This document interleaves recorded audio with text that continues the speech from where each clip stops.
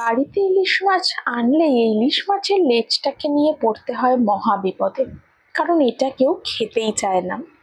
সেই জন্যে আজকে বানিয়ে ফেলেছিলাম ইলিশ মাছের লেজ ভর্তা।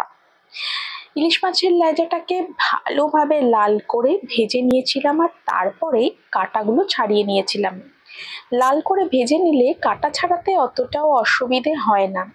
তারপর কড়াইতে দিয়ে দিয়েছি তেল। আর হ্যাঁ, যে তেলে আমি ইলিশ মাছের লেজটা ভেজেছিলাম সেই তেলটাই কিন্তু দিয়েছি। তারপর তেলের মধ্যে দিয়ে দিয়েছিলাম পেঁয়াজ কুচি, সাথে দিয়েছিলাম কাঁচা লঙ্কা কুচি, আর দিয়েছিলাম রসুন থেতো করে। পেঁয়াজের পর রসুন আর কাঁচা লঙ্কা দিয়ে দিয়েছিলাম। তারপরে এটাকে বেশ ভালোভাবে নাড়াচাড়া করে নেব তেলের মধ্যে।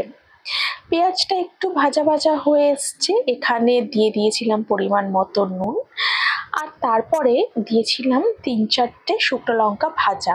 যে তেলে আমি ইলিশের লেজাটা ভেজেছিলাম সেই তেলেই কিন্তু এই শুকনো লঙ্কাগুলো ভেজে রেখেছিলাম। সমস্ত কিছু ভালোভাবে মিশিয়ে দিয়ে তারপরে ওই বেছে রাখা, কাটা বের করে রাখা ইলিশ মাছের লেজার মাছগুলো এই পেঁয়াজের মধ্যে দিয়ে দেব। তারপরে সমস্ত কিছুর সাথে একটু ভালোভাবে নাড়াচাড়া করে মিশিয়ে নিলেই ব্যাস রেডি ইলিশ মাছের লেজের ভর্তা।